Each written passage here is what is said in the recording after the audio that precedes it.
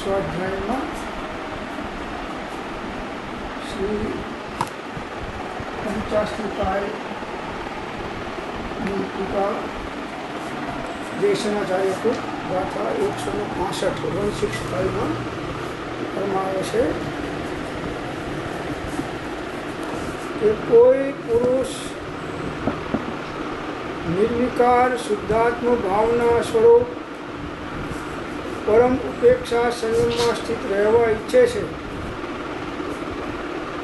પરંતુ તેમાં સ્થિત રહેવાને અશક્ત વર્ત થકો કામ ક્રોધ આદિ અશુભ પરિણામના વંશના અર્થે અથવા સંસાર સંસ્થિતિના છેદનના અર્થે જ્યારે પંચ પરમેષ્ટિ પ્રત્યે ગુણ સ્તવનાદિ ભક્તિ કરે છે ત્યારે તે સૂક્ષ્મ પર સમય રૂપે પરિણત વર્ત થકો સરાગ સમ્યક દ્રષ્ટિ છે.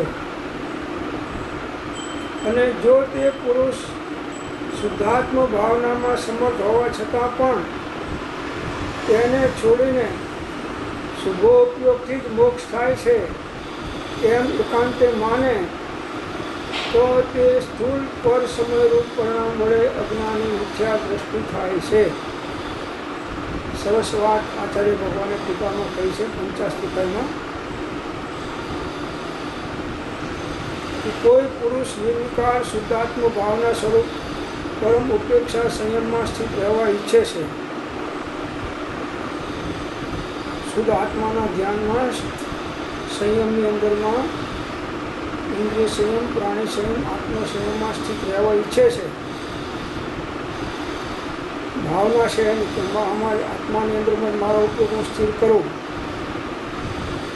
એ જ ખરો સંયમ છે. પરંતુ તેમાં સ્થિત રહેવાને અશક્ત વર્ત થકો કામ ક્રોધ આદિ અશુભ પરિણામના વંશના અર્થે અથવા સંસાર સ્થિતિના છેદના અર્થે જ્યારે પંચ પરમેષ્ટિ પ્રત્યે ગુણસ્તવનાદિ ભક્તિ કરે છે ત્યારે તે પર સમય રૂપે પરિણત વર્તો થકો સરાગ સમ્યક દ્રષ્ટિ છે. બહુ સરસ વાત કરી છે કે પરમ ઉપેક્ષા સંયમમાં સ્થિત રહેવા ઈચ્છે છે પણ એની અશક્તિ છે, એમાં ઉપયોગના સ્વરૂપમાં સ્થિર રાખી શકતો નથી, ટકાઈ શકતો નથી, અશક્ત છે. હવે ઉપયોગ એમાં ના લાગે તો પછી ઉપયોગ કાં તો શુભમાં જાય ને કાં તો અશુભમાં જાય. એટલે અશુભથી બચવા, કામ ક્રોધ આદિના ભાવોથી બચવા અને વચના અર્થે અને સંસાર સ્થિતિને છેદવાના માટે જ્યારે પંચ પરમેષ્ટિ પ્રત્યે ગુણસ્તવનાદિ ભક્તિ કરે છે, શુદ્ધમાં ટકી શકતો નથી, અશુદ્ધથી બચવા માટે પંચ પરમેષ્ટિ પ્રત્યેની ભક્તિની અંદરમાં વર્તે છે, ભક્તિ કરે છે પંચ પરમેષ્ટિ ભગવાનની. ઉપયોગ આત્મામાંથી બહાર નીકળી ગયો, હવે અશુભથી બચવા શુદ્ધમાં પ્રવર્તે છે ભક્તિ આદિ સાધનના અવલંબન દ્વારા. ત્યારે તે સૂક્ષ્મ પર સમય રૂપે પરિણત વર્તો થકો સરાગ સમ્યક દ્રષ્ટિ છે. સૂક્ષ્મ પર સમયની અંદરમાં છે, પરભાવમાં છે, એની પરિણતિ વર્તી રહી છે, એ સરાગ દ્રષ્ટિ સમ્યક દ્રષ્ટિ છે. એટલે ટૂંકમાં સમ્યક દ્રષ્ટિ ખરો પણ એ વિતરાગ સમ્યક દ્રષ્ટિ નથી, સરાગ સમ્યક દ્રષ્ટિ છે. અને જો તે પુરુષ શુદ્ધ આત્મ ભાવનામાં સમર્થ હોવા છતાં, જો એ પુરુષ શુદ્ધ આત્મ ભાવનામાં સમર્થ હોવા છતાંય પણ જો તેને છોડીને શુભોપયોગથી જ મોક્ષ થાય છે એમ એકાંતે માને કે હું સારા ભાવમાં તો છું ને, આમ કરતાં કરતાં મારો મોક્ષ કેમ ના થાય, શુભોપયોગથી પણ મોક્ષ થઈ શકે, મારે શુદ્ધોપયોગમાં જવાનો પુરુષાર્થ કરવાની જરૂર શું છે, સંમત હોવા છતાં આ પ્રકારના ભાવ અતિત પરિણામી થઈ જાય તો એમ એકાંતે માને શુભોપયોગ પરંપરાએ શુદ્ધોપયોગનું કારણ થાય, નિમિત્ત કારણ થાય, તો કોને એવી યોગ્ય વ્યક્તિને થાય. શુભોપયોગી આશ્રય બનશે અને શુદ્ધોપયોગમાં તો સંબંધ જ રહેશે. તો શુભોપયોગથી જ મોક્ષ થાય એ માન્યતા શુદ્ધોપયોગથી જ મોક્ષ થાય એ માન્યતા એકાંતે માને તો તે સ્થૂળ પર સમય રૂપે પરિણામ વડે અજ્ઞાની મિથ્યા દ્રષ્ટિ થાય છે. એ જીવ સ્થૂળ પર સમયરૂપ પરિણામ દ્વારા અત્યારે પર સમયમાં વર્તી રહ્યો છે. શુભોપયોગમાં છે એ પર સમય છે અને શુદ્ધો ઉપયોગમાં છે એ સ્વસમય છે. તો એકાંતે માને તે સ્થૂળ પરસંગ પરિણામ વડે અજ્ઞાની મિથ્યા દ્રષ્ટિ થઈ જાય છે. શુભોપયોગથી મારું કામ થશે એમ માને એકાંતે મોક્ષ થાય. પરંપરાએ થાય શુભોપયોગમાંથી શુદ્ધો ઉપયોગ ત્યારે છૂટે શુભોપયોગ ત્યારે એ વસ્તુ અલગ છે. અને શુભોપયોગથી મારો શુદ્ધોપયોગ થશે એમ માને એટલે આશ્રબંધના કારણે સંબંધીજનના કારણે માને તો એ પર સમયરૂપ પરિણામ વડે અજ્ઞાની મિથ્યા દ્રષ્ટિ થઈ જાય છે. પર સમયરૂપે પરિણામ છે અને એને મોક્ષ માર્ગ માને તો એ અજ્ઞાની મિથ્યા દ્રષ્ટિ થઈ જાય છે. બહુ સૂક્ષ્મ તત્વની વાત છે કે પર સમયમાં પરિણામો હોવા છતાં જો એને સલાક્ષણ્ય દ્રષ્ટિ મોક્ષનું કારણ માને તો એ પણ અજ્ઞાની થઈ જાય છે. સમ્યક તો છૂટી જાય છે. કેમ કે તત્વની શ્રદ્ધામાં વિપરીતતા આવી ગઈ.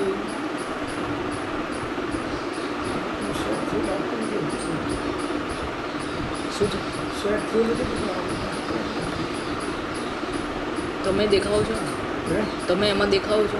બસ બરાબર છે. હા બસ બધાને મ્યુટ કરવાનો એક મેસેજ મૂકી દો ને. બધાને મ્યુટ કરી દો કે મેસેજ મૂકી દો, બધા મ્યુટ કરી નાખો.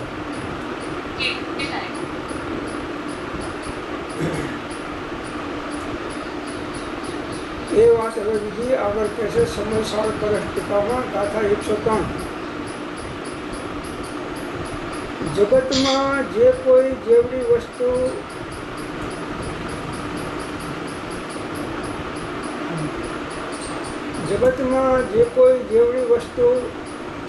જે કોઈ જેવડા ચૈતન્ય સ્વરૂપ કે અચૈતન્ય સ્વરૂપ દ્રવ્યમાં અને ગુણમાં નિજ રસથી અનાદિથી જ વર્તે છે એ ખરેખર અચલિત વસ્તુ સ્થિતિની મર્યાદાને તોડવી અશક્ય હોવાથી તેમાં જ વર્તે છે. પરંતુ દ્રવ્યાંતર કે ગુણાંતર રૂપે સંક્રમણ પામતી નથી અને દ્રવ્યાંતર કે ગુણાંતર રૂપે નહીં સંક્રમણથી તે અન્ય વસ્તુને કેમ પરમાવી શકે? માટે પરભાવ કોઈથી કરી શકાય નહીં. સરસ વાત તત્વની છે. આ તો બહુ સૂક્ષ્મ વાત છે. જગતમાં જે કોઈ જેવડી વસ્તુ, જે કોઈ જેવડા ચૈતન્ય સ્વરૂપ કે અચૈતન્ય સ્વરૂપ દ્રવ્યમાં ચેતન હોય કે અચેતન હોય પદાર્થ અથવામાં દ્રવ્યમાં અને ગુણમાં નિજ અનાદિથી વર્તે છે. ચેતનના પરિણામ ચેતનમય એના ગુણમય હોય છે. અચેતનના પરિણામ એના અનુરૂપ પરિણામ એને થાય છે અચેતન રૂપે. એ પોતાના ગુણમાં નિજરૂપથી અનાદિથી વર્તે છે. કોઈ દ્રવ્ય પોતાના ગુણો સિવાય બીજા દ્રવ્યના ગુણોનું પરિણામ કરી શકે નહીં કે કરાવી શકે નહીં. જે દ્રવ્યમાં અને ગુણમાં નિજ રસથી અનાદિથી જ વર્તે છે અને અનંતકાળ સુધી એમ જ રહેવાના એ ખરેખર અચલિત વસ્તુ સ્થિતિની મર્યાદાને તોડવી અશક્ય છે. કોઈ દ્રવ્ય બીજા દ્રવ્યનો કંઈ કામ કરી શકે નહીં. કોઈ દ્રવ્યનો ગુણ દ્રવ્યના બીજા ગુણોનું પણ કાર્ય કરી શકે નહીં. દરેક દ્રવ્યના સ્વરૂપ પેલા અભેદ છે. કોઈ કોઈનું ગુણનું પરિણામ કરી શકે નહીં. કોઈ કોઈને વિભાવ રૂપે પરિણમાવી શકે નહીં. કોઈ કોઈને સ્વભાવ રૂપે પણ પરિણમાવી શકે નહીં. દ્રવ્યની યોગ્યતા અનુસાર પરિણામ થાય છે.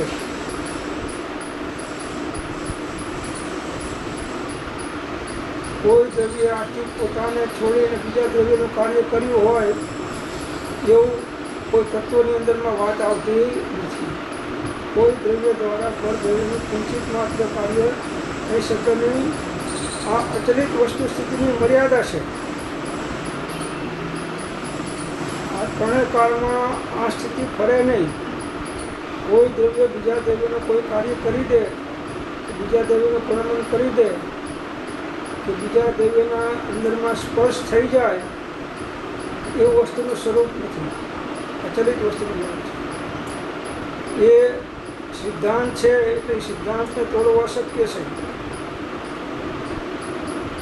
તેમાં જ પોતાના તેવડા જ ગુણમાં વર્તે છે, દ્રવ્યમાં અને ગુણમાં જ. બસ દરેક દ્રવ્ય પોતાના દ્રવ્યમાં જ રહે છે અને પોતાના ગુણોમાં જ પરિણમન કરે છે.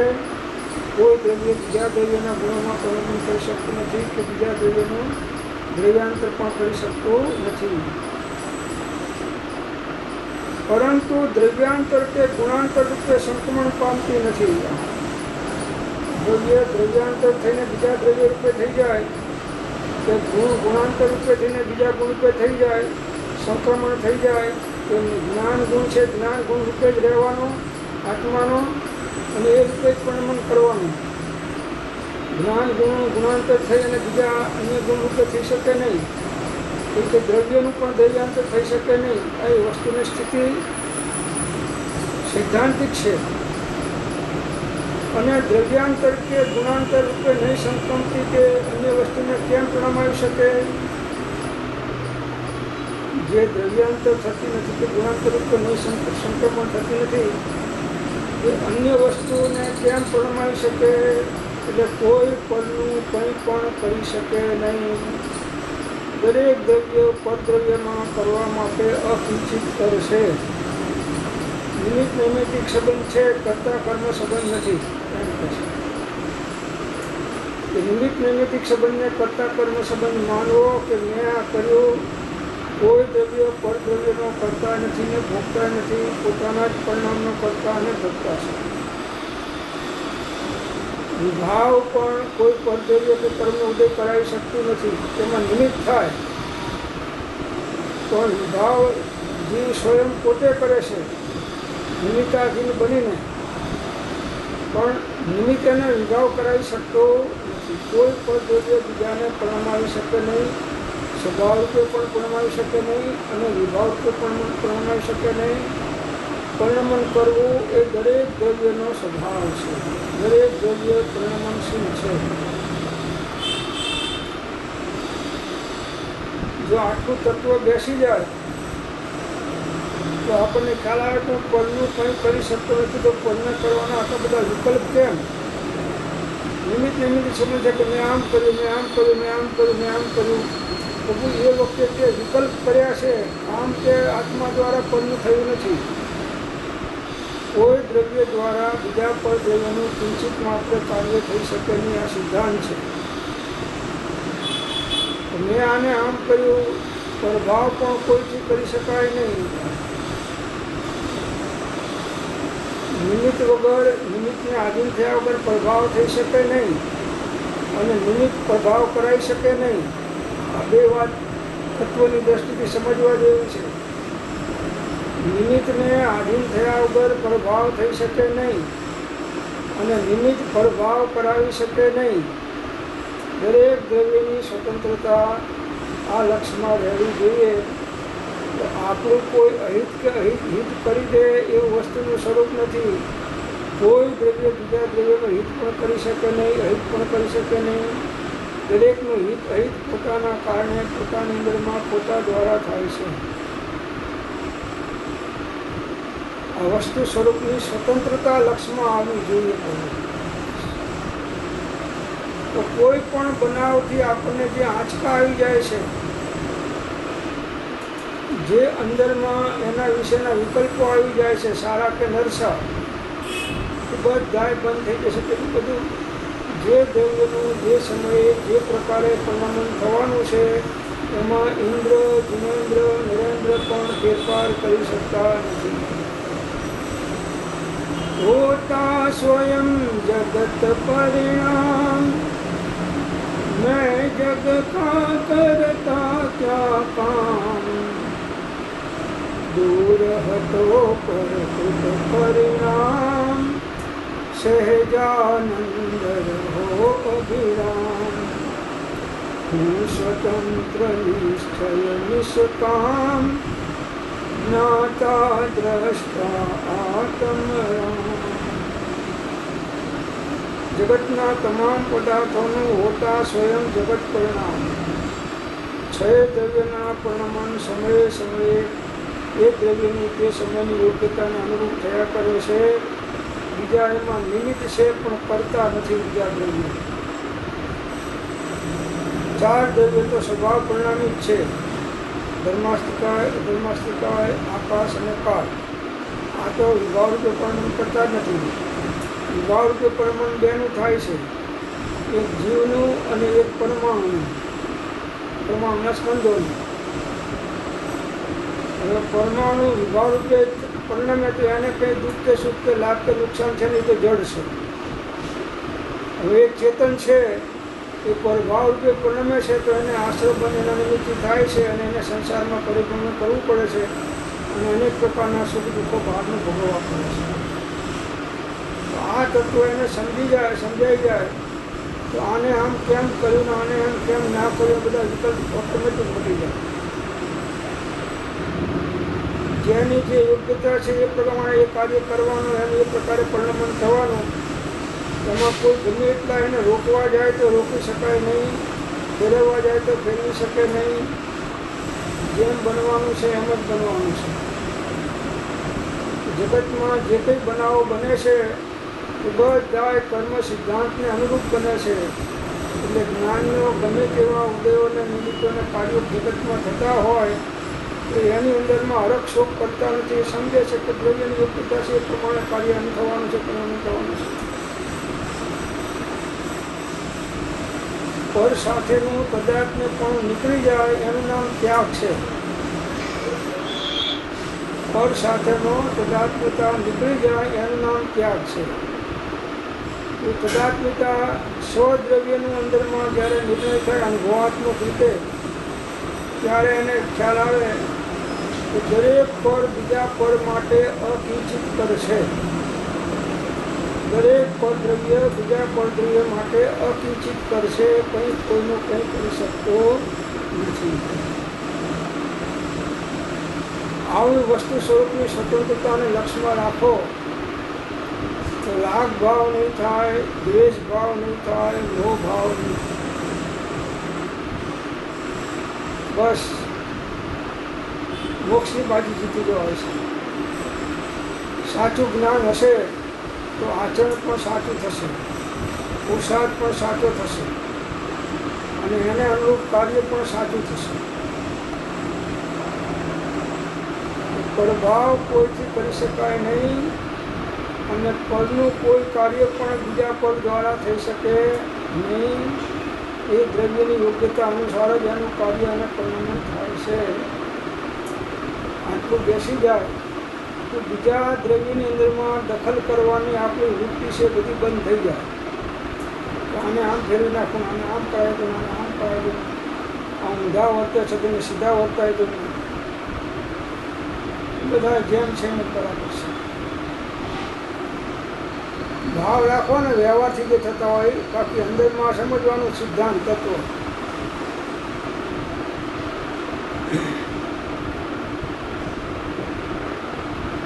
સમયસાર ગાથા 49માં આચાર્ય ભગવાન કહે છે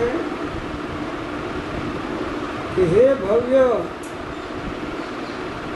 તું જીવને રસ રહિત, રૂપ રહિત, ગંધ રહિત, અવ્યક્ત અર્થાત ઇન્દ્રિયોને ગોચર નથી એવો, ચેતના જેનો ગુણ છે એવો, શબ્દ રહિત, ચિહ્નથી જેનું ગ્રહણ નથી એવો અને જેનો કોઈ આકાર કહેવાતો નથી એવો જાણ।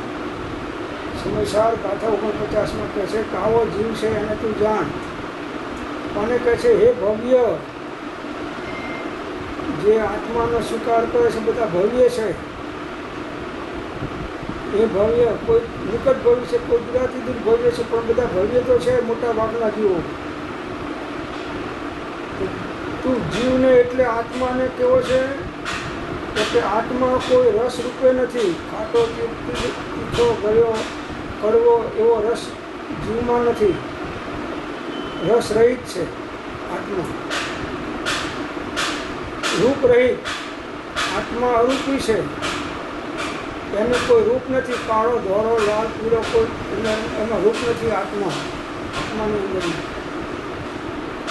એવી રીતે ગંધ રહિત છે, સુગંધ કે દુર્ગંધ કોઈ પણ પ્રકારની ગંધ આત્માની અંદરમાં છે નહીં. અમૂર્ત છે, અવ્યક્ત એટલે ઇન્દ્રિયોને ગોચર નથી, મનને પણ ગોચર નથી,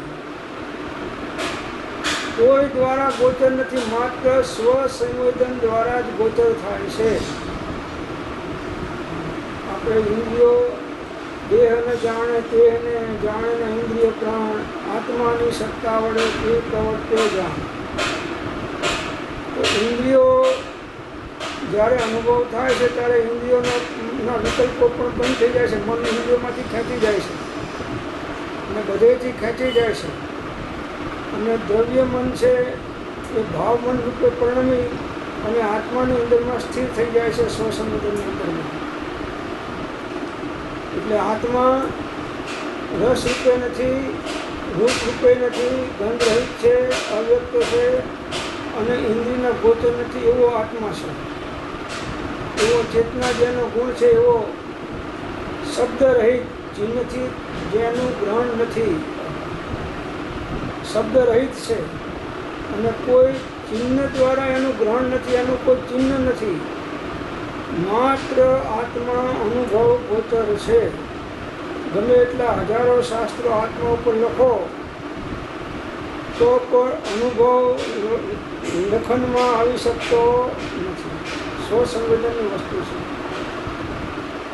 એટલે શાસ્ત્રો વાંચીને પણ આપણે એમ થાય કે હું આત્મજ્ઞાન કર્યું તો એમ થાય એવું નથી.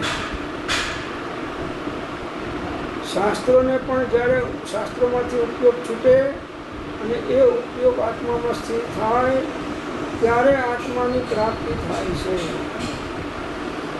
આત્મા સમજવા માટે શાસ્ત્રો બરાબર છે, પણ આત્માને અનુભવવા માટે શાસ્ત્રો કામના નથી. શાસ્ત્ર જ્ઞાનથી નિવેડો નથી, પણ અનુભવ જ્ઞાનથી નિવેડો છે. તો અનુભવ ચિંતા મણિ રતન, અનુભવ હૈ રસ કો, અનુભવ માર્ગ મોક્ષ કો, અનુભવ મોક્ષ સ્વરૂપ. આ સ્વસંવેદન ગમે છે આત્મા. બીજા ગમે તેટલા બાહ્ય નિમિત્તો કે સાધનો હોય એના દ્વારા આત્માનો અનુભવ થઈ શકે નહીં, જાણી શકાય નહીં, કેમ કે બધા પર છે. પરના દ્વારા કોઈ સ્વનું કાર્ય થઈ શકે નહીં અને સ્વના દ્વારા કોઈ પરનું પણ કાર્ય થઈ શકે નહીં. પર સ્વનું થઈ શકે નહીં, સ્વ પરનું થઈ શકે નહીં. પર ત્રણેકાર પરનું જ રહે, સ્વ ત્રણેકાર સ્વનું જ રહે. આવો જ્યારે દ્રઢ સિદ્ધાંત નિર્ણય થાય છે ત્યારે એને ખ્યાલ આવે છે તો હું માત્ર સ્વ સંવેદન ગમ્ય જ છું, અનુભવ ગમ્ય જ છું. હજારો શાસ્ત્રો વાંચ્યા તો પણ મારું કામ ના થયું અને વગર શાસ્ત્ર વાંચે પણ કામ થઈ જાય છે સ્વરૂપ દ્રષ્ટિ થાય તો.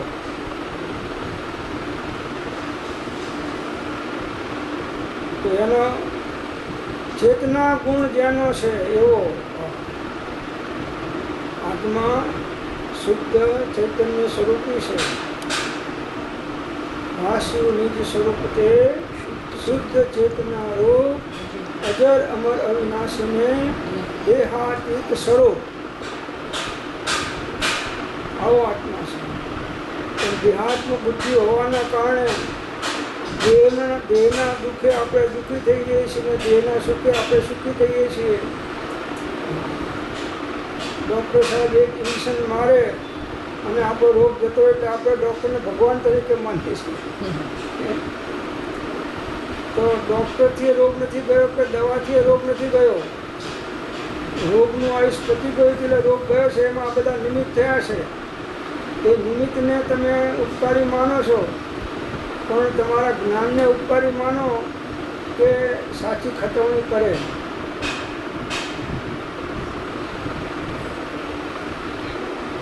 ચેતના સ્વરૂપ છે.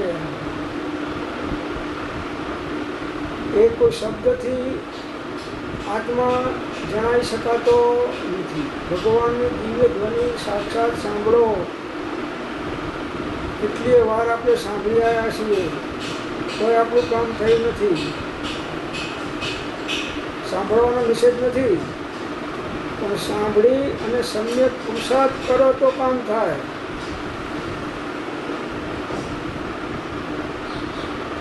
તો ચેતના જેનો ગુણ છે એવો શબ્દ રહિત, ચિહ્નથી જેનું ગ્રહણ નથી, એનું કોઈ ચિહ્ન નથી, અમૂર્ત વસ્તુ છે. એમાં કોઈ રૂપ રસ ગંધ વર્ણ શબ્દ સ્પર્શ નથી, કોઈ ચિહ્ન નથી કે જેનું ગ્રહણ થઈ જાય. દરેક વસ્તુના બહારમાં ચિહ્ન હોય છે, સ્થૂળ વસ્તુઓના. આત્માનું કોઈ ચિહ્ન નથી, માત્ર અનુભવ ગોચર છે. શબ્દ દ્વારા એનું વર્ણન થઈ શકે નહીં. જે પદ શ્રી સર્વજ્ઞને દીઠું જ્ઞાન કહી શક્યા નહીં, પણ તે શ્રી ભગવાન જો તે સ્વરૂપને ધન્યવાણ તે શું કહે. અનુભવ ગોચર માત્ર રહ્યું તે જ્ઞાન જો, અપૂર્વ અવસર એવો ક્યારે કઈ નહીં વાંચો.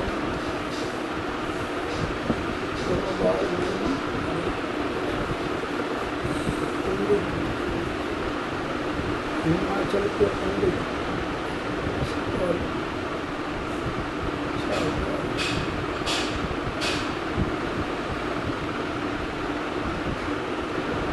ये आत्मा अनुभवનો વિષય છે.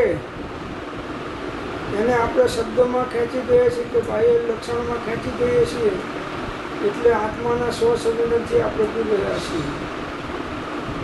એટલે કાર્તિકની પરીક્ષામાં કહે છે, ગાથા 279 છે કાર્તિકની પરીક્ષા, કે જગતમાં તત્વને કોઈ વિરલા પુરુષ સાંભળે છે. તત્વની વાત કોઈ વિરલા પુરુષ સાંભળે છે. સાંભળીને પણ તત્વને યથાર્થરૂપ વિરલા જ જાણે છે. સાંભળ્યા પછી જાણનારા એને વિરલા હોય છે. એમાં જાણીને પણ તત્વની ભાવના અર્થાત પુનઃ અભ્યાસ વિરલા જ કરે છે. તથા અભ્યાસ કરીને પણ તત્વની ધારણા તો કોઈ વિરલાઓને જ હોય છે. કાર્તિકની પરીક્ષામાં 279ની ગાથા છે, 279.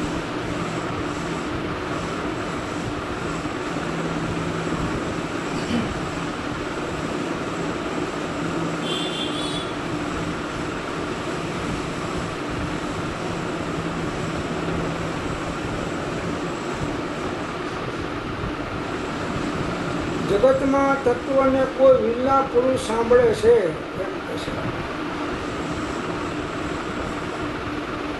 કથાનુયોગમાં બધાને રસ પડે, પણ તત્વની વાતમાં કોઈને રસ પડતો નથી. કથાનુયોગમાં બધાને તો રસ નથી પડતો, પણ જે ધાર્મિક જીવો છે એને કથાનુયોગમાં વધારે રસ પડતો હશે મોટા ભાગે. પણ તત્વ તો કોઈક વિરલા સાંભળે છે.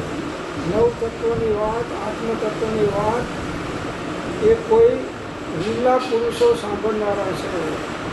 આ કાળમાં તત્વ રસિક પુરુષો ઘણા ઘટી ગયા છે.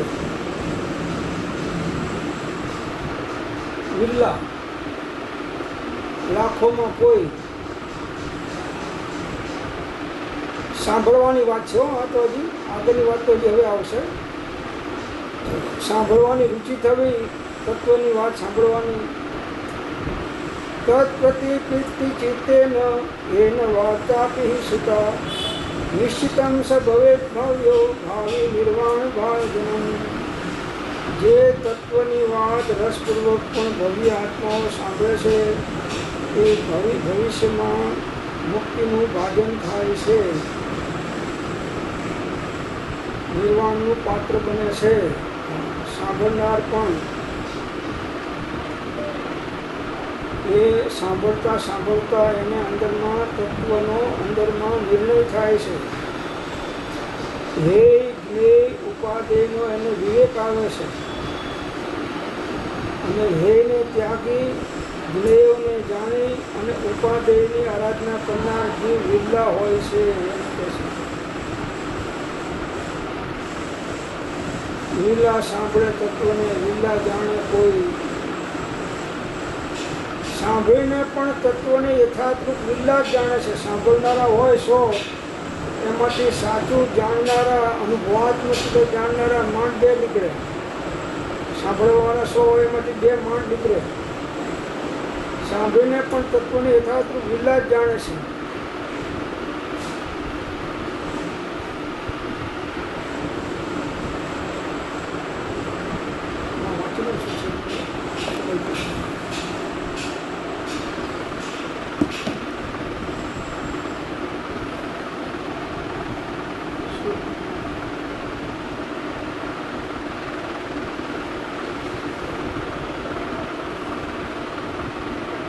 તો સાંભળી અને તત્વને યથાર્થ રૂપે જાણવું એ પણ કોઈ વિલ્લાનું કાર્ય છે. સાંભળનારા ઘણા હોય પણ જાણનારા યથાર્થ રૂપે જેમ છે એમ જાણનારા વિલ્લા હોય. અને જાણીને પણ તત્વની ભાવના અર્થાત પુનઃ અભ્યાસ વિલ્લા જ કરે છે. જાણ્યા પછી પાછા ભૂલી જાય છે, મૂકી દે છે, બીજા કાર્યની અંદર પડી જાય છે અને આ આત્માની સાધના ચૂકી જાય છે. જાણીને પણ તત્વની ભાવના અર્થાત પુનઃ અભ્યાસ વિલ્લા જ કરે છે. જાણીને પણ વારંવાર ભાવના કરવી, વારંવાર ચિંતન મનન કરવું, એને અનુરૂપ શ્રદ્ધા જ્ઞાન ચારિત્રનો પુરુષાર્થ કરવો, એ પણ એમાં વિલ્લા. જો ચારણીમાં ચડાતા જેમ ધૂળ ધોયા ચારણીમાં હોય છે, બધી રેતો કાઢતી જાય છે. સોનાની દુકાનની રેત લીધી હોય, ચારતા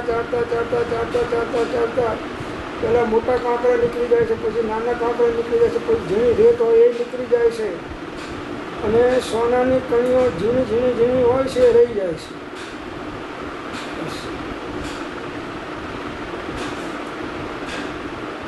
તો સાંભળનારા વિલ્લા, સાંભળીને તત્વને યથાર્થ જાણનારા વિલ્લા અને જાણીને પણ તત્વની ભાવના એટલે આત્માની ભાવના પુનઃ કરનારા અભ્યાસ વિલ્લા જ કરે છે.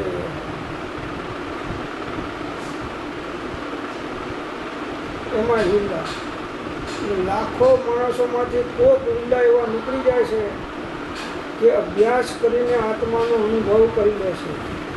લાખો સાધકોમાં અજ્ઞાનીની વાત જ નથી આવ્યા, પણ લાખો માણસો સાંભળતા હોય, ધર્મ કરતા હોય, મંદિર જતા હોય, સ્વાધ્યાય કરતા હોય, સામાયિક કરતા હોય, પ્રતિક્રમણ કરતા હોય, વ્રતો પાળતા હોય, એ બધું કરતા હોય છતાંય આ આત્માની ધારણા ઉપયોગની અંદરમાં આત્માને પકડવાનો પુરુષાર્થ તો કોઈ વિલ્લા જ કરતા હોય છે.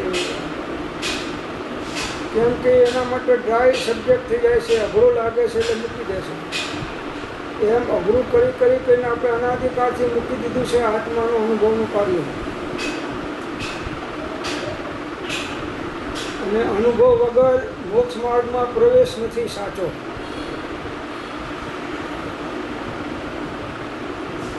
આ અનુભવનો માર્ગ છે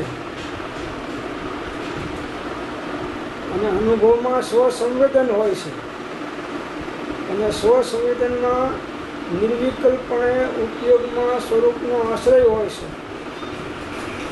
ત્યારે સ્વસંવેદન આવે છે, ત્યારે પોતાનું કાર્ય કરવા સક્ષમ બને છે. આટલું બધું દ્રઢતા જ્યારે આવે, જીવની ઘણી યોગ્યતા હોય અને નિકટ ભવિ હોય, ત્યારે બધા સમવાય કારણનો યોગ બને છે અને કાર્યની સિદ્ધિ થાય છે. મુખ્ય પુરુષાર્થનો છે, પણ જીવની પણ યોગ્યતા જોવાય છે. પુરુષાર્થ તો બધાય કરે છે, પણ સાચો પુરુષાર્થ કરનારા વિરલા હોય છે. જો ઈચ્છો પરમાર્થ તો કરો સત્ય પુરુષાર્થ, ભવસ્થિતિ આદિ નામ લઈ છેદો નહીં આત્મા. પુનઃ પુનઃ અભ્યાસ, વારંવાર વારંવાર વારંવાર વારંવાર, એનાથી દ્રઢતા આવે છે. માર્ગની પ્રાપ્તિ સરળ અને સહજ બની જાય છે વારંવાર અભ્યાસ કરવા. હું જાણું છું કે તેમ થવું કઠિન છે, તો પણ અભ્યાસ એ જ સર્વનો ઉપાય છે.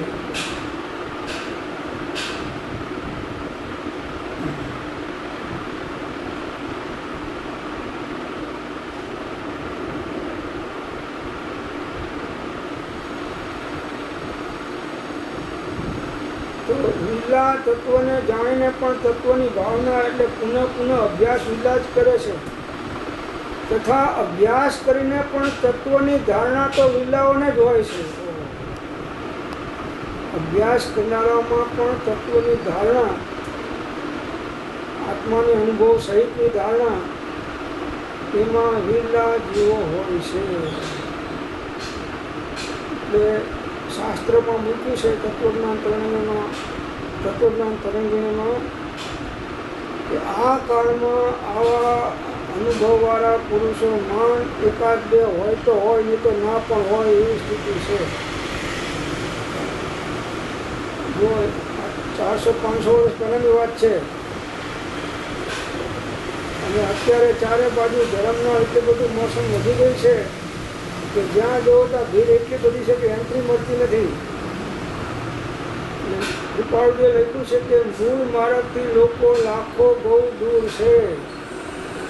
નિશ્ચય સમ્યક દર્શન જ્ઞાન ચારિત્રની અભેદતા એ મૂળ માર્ગ છે. રત્નત્રયની અભેદતાથી તો જીવો લાખો બહુ દૂર છે. બાકી બધું હદ હદ કે સૌ કોઈ ગયા, બેહદ ગયા ન કોઈ, બેહદ કે બાजार में રમે પડીરા કોઈ. એટલે ચીલા ચાલુ સાધના નથી કરવાની. સમજીને, વિવેક રાખીને, જ્ઞાનીની આજ્ઞામાં રહીને, ગુરુની નિશ્રામાં ભેદ જ્ઞાન કરીને અને સ્વપરનો નિર્ણય કરીને સ્વરૂપસ્થ થવાનું કાર્ય કરવાનું છે.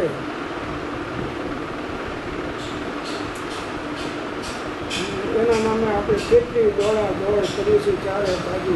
કેટલા પુસ્તકો લખી નાખ્યા તોય શું કામનું, અને કેટલા મંદિરો બનાવી નાખ્યા તોય શું કામનું, કેટલી તપસ્યાઓનો ત્યાગ કરી તો પણ શું કામનું.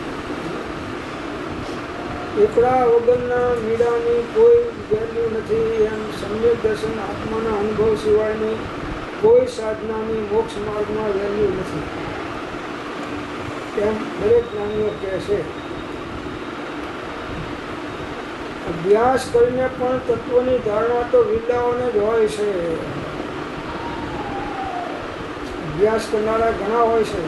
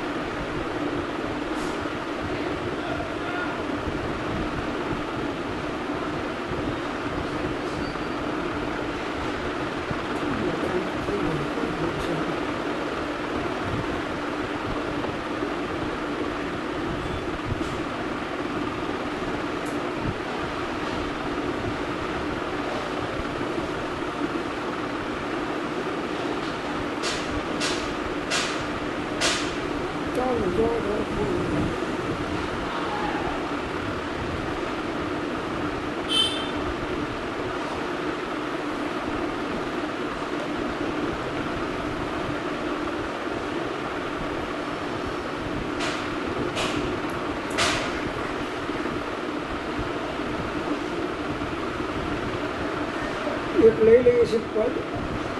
મોક્ષ માર્ગ પ્રકાશકમાં અધિકાર 4:94, ચોથો અધિકાર મોક્ષ માર્ગ પ્રકાશક 94 પેજ નંબર ઉપર. જો પરદ્રવ્ય ઇષ્ટ અનિષ્ટ હોત અને ત્યાં આ જીવ રાગ દ્વેષ કરતો હોય તો મિથ્યા નામ ન પામત. પણ તે તો ઇષ્ટ અનિષ્ટ નથી અને આ જીવ તેને ઇષ્ટ અનિષ્ટ માની રાગ દ્વેષ કરે છે, તેથી એ પરિણામોને મિથ્યા કહ્યા છે. મિથ્યાત્વ સહિતના પરિણામ મિથ્યા કહેવાય છે. જો પરદ્રવ્ય ઇષ્ટ અનિષ્ટ હોત, કોઈ જગતનું દ્રવ્ય આ આપણા આત્મા માટે ઇષ્ટે નથી કે અનિષ્ટે નથી, અને આપણે કેટલા કેટલા પદાર્થોમાં ઇષ્ટ અને અનિષ્ટની કલ્પના કરીએ છીએ અને કરી છે. જોઈ લો, વિચારી લો, આટલો બધો ધર્મ સાંભળો છો, કરીએ છીએ, છતાંય આ પરદ્રવ્ય મને ઇષ્ટ છે. દેહાત્મ બુદ્ધિ છે, શરીરને ઇષ્ટ છે એ આત્માને ઇષ્ટ માને છે, શરીરને અનિષ્ટ છે એ આત્માને અનિષ્ટ માને છે. આત્માને કોઈ ઇષ્ટ અનિષ્ટ છે નહીં. આત્માનું કોઈ હિત કરનારા નથી ને અહિત કરનાર નથી. કોઈ જગતનું દ્રવ્ય હિત પણ કરતું નથી ને અહિત પણ કરતું નથી. તો આ ઇષ્ટ અનિષ્ટના ભાવ કેમ થાય છે જીવને?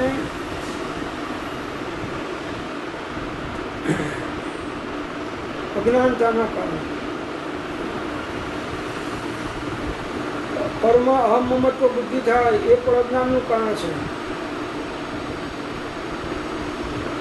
ઇષ્ટ અનિષ્ટ માની ઇષ્ટમાં રાગ કરે, અનિષ્ટમાં દ્વેષ કરે અને એના કારણે જીવ બની જાય છે. આત્માને જગતમાં કયો પદાર્થ ઇષ્ટ છે જોઈ લો. આપણે તો આત્મા છીએ, તો આપણા આત્માને કયો પદાર્થ ઇષ્ટ છે એ કહીએ, કયો પદાર્થ અનિષ્ટ છે એ કહીએ. કોઈ દ્રવ્ય બીજા દ્રવ્યનો ઇષ્ટ કે અનિષ્ટ કરી શકે નહીં. આપણે તો આત્મા છીએ, તો આપણું ઇષ્ટ આપણા શુદ્ધ ઉપયોગથી થાય અને આપણું અનિષ્ટ આપણા અશુદ્ધ ઉપયોગથી થાય, બીજા પરદ્રવ્યથી ના થાય. કર્મના ઉદયથી ઇષ્ટ કે અનિષ્ટ ના થવાય. બહારના કોઈ પદાર્થ અનુકૂળ વર્તે કે પ્રતિકૂળ વર્તે એના કારણે ઇષ્ટ અનિષ્ટનું ના થાય. તો કોઈ પરદ્રવ્ય ઇષ્ટ કે અનિષ્ટ હોય અને ત્યાં જીવ રાગ દ્વેષ કરતો હોય તો મિથ્યા નામ ના પામે. એટલે આ જીવ રાગ દ્વેષ કરે છે, ખોટી રીતે અજ્ઞાનથી કરે છે. કોઈ ઇષ્ટમાં રાગ કરે છે, અનિષ્ટમાં દ્વેષ કરે છે. પદાર્થ ઇષ્ટ નિષ્ઠ છે નહીં, તો રાગ દ્વેષ કરવાથી કોઈ લાભ થતો નથી. જો આ મૂળને પકડવાનું છે, હું આત્મા છું એ દ્રષ્ટિ ચૂકી જઈએ છીએ એટલે આપણને એમ લાગે છે કે આ મને ઇષ્ટ થાય છે, આ મને અનિષ્ટ છે. કોઈ જગતનો પદાર્થ આત્માને ઇષ્ટ કરી શકતો નથી, અનિષ્ટ પણ કરી શકતો નથી. પોતાના ભાવથી થાય હોય અને આ જીવ રાગ દ્વેષ કરતો હોય તો મિથ્યા નામ ના પામે. પણ નથી ને રાગ દ્વેષ કરે છે ઇષ્ટ કનિષ્ઠ, એટલે આ મિથ્યા નામ પામે છે. કોઈ ઇષ્ટ કે અનિષ્ટ નથી અને આ જીવ તેને ઇષ્ટ અનિષ્ટ માની રાગ દ્વેષ કરે છે. દીકરાનો દીકરો ઇષ્ટ અને બાજુવાળાનો દીકરો અનિષ્ટ.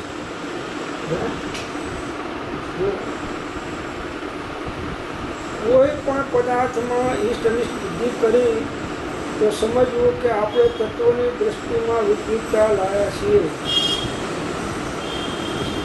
જે છે એ છે. તમે તમારા સ્વરૂપ દ્રષ્ટિ ચૂકી જાઓ છો અને દેહાત્મ બુદ્ધિ થઈ જાય છે, એટલા ઇષ્ટ અનિષ્ટ તમને લાગે છે અને ઇષ્ટમાં તમે રાગ કરો છો, અનિષ્ટમાં તમે દ્વેષ કરો છો. તમને કોઈ અનુકૂળ વર્તે એમાં રાગ કરો છો, કોઈ પ્રતિકૂળ વર્તે એમાં દ્વેષ કરો છો. એ રાગ દ્વેષ કરે છે તેથી એ પરિણામોને મિથ્યા કહ્યા છે. રાગ દ્વેષના પરિણામો પણ મિથ્યા ખોટા છે એમ કહે છે, સાચા નથી. અજ્ઞાનથી ઊભા થયેલા છે. જેટલા અંશે રાગ દ્વેષનું અજ્ઞાન ઘટે છે એટલા અંશે રાગ દ્વેષ ઘટતો જાય છે. જ્યારે સંપૂર્ણ અજ્ઞાનનો નાશ થઈ જાય છે ત્યારે સંપૂર્ણ રાગ દ્વેષનો પણ નાશ થઈ જાય છે. તો આપણા જીવનમાં આપણે કરવાનું શું? ગમે તેવા ઉદય હોય, નિમિત્ત હોય, બનાવો હોય, એની અંદરમાં રાગ દ્વેષના ભાવ થવા દેવા નહીં અને એમાં જ્ઞાતા દ્રષ્ટા ભાવે રહેતા શીખવાનું છે. પાપનો ઉદય હશે તો કોઈ અપશબ્દ બોલશે, પુણ્યનો ઉદય હશે તો કોઈ હાર પહેરાવશે. તો હાર પહેરાવનારા પ્રત્યે ખુશ થઈ જઈએ અને પથરા મારનાર પ્રત્યે દ્વેષ થઈ જાય.